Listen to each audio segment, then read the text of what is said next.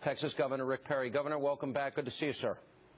Yes, sir. Thank you, Sean. Have you heard from the president at all since you met with him when I was down with you on the border? Has he gotten back in contact with you? No, obviously, we're moving ahead. We're not going to wait for the federal government, whether it's the administration or for Washington, D.C., for that matter. The crisis is full-blown. Everyone understands what the issue is here, and not only have we been dealing with this for a number of years now, it's come to the point where the details of the criminal activities have become so clear that we no longer can wait for Washington to secure the border, and Texas is going to do it with our law enforcement and with our National Guard. You know, Governor, I just see this pattern, a lack of urgency by the president. We have a crisis at the border. We've got our closest ally in Israel under fire in a ground war, and we're lecturing them to pull back after 1,600 rockets are fired in. We got a VA where our vets are dying, and nothing has happened in the 2 months since that has been announced. Then on top of that, you know, you have Sergeant Tamarisi's rotting in a prison. He needs medical attention. What's going on? Where's the president's urgency here? Does that not shock you at all? There certainly seems to be a hesitancy to act by this administration, but I can't get into the president's mind. I don't know what he's thinking. All I have to work with is what reality is, and the reality is that Texas citizens are being put in jeopardy by this porous border, and Texans no longer, and I think Americans no longer, can stand to see a border that is open for the type of individuals that are coming across. Sean, there have been, over the course of the last 5 years, since the fall of 08, over 203,000 individuals who have come into Texas illegally that have been booked into our county jails. Those individuals have been accounted for over 3,000 homicides and over 8,000 sexual assaults. We can't afford to wait for Washington to secure this border.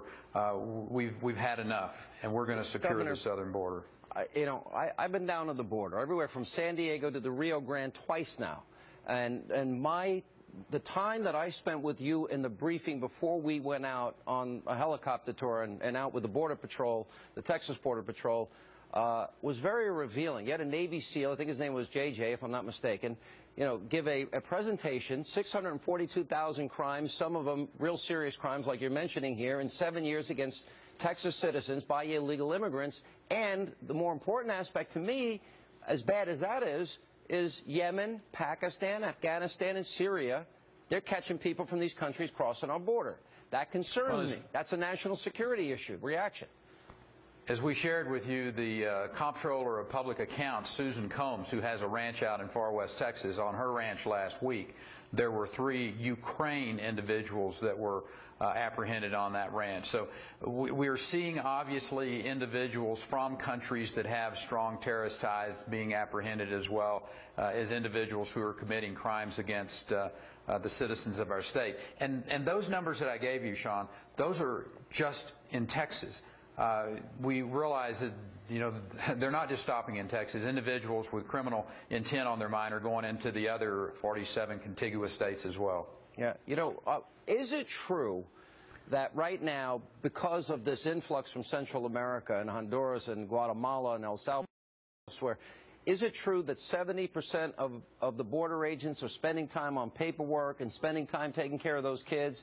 In other words, that it is even more urgent than when I was down there, and that's why you decided to put the National Guard down there? That's one of the reasons. Obviously, having the Border Patrol being distracted from their primary duty, which is to control the border from the standpoint of individuals who would come in, the drug traffickers, the other criminal elements that we see along that border.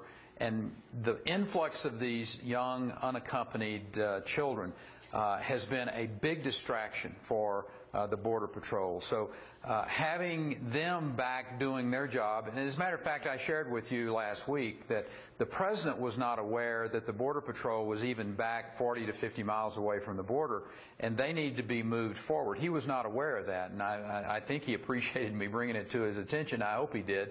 But the fact is, if you're going to secure the border, and your philosophy is going to be in the prevention of people coming across, the prevention of crime, then you're going to have to be right on the border. You're going to have to be right on the river with assets, as you saw with our boats, our parks and wildlife. It's the reason I also asked the FAA for the approval to use drones, and that's obviously the President was asked for that approval as well, to use those drones to be able to look down, to make the identification of whether individuals are involved with activities that are inappropriate, and then send those teams in very quickly to apprehend them. All right, Governor, thank you. We're going to continue to follow this story. It's a really important one. Sir. It's sad that our government is not doing their job, but obviously you're going to take care of it on your own end as best you can. We'll be down perhaps again soon. Thank you so much for the tour that we had when we were down with you. You're welcome. All right.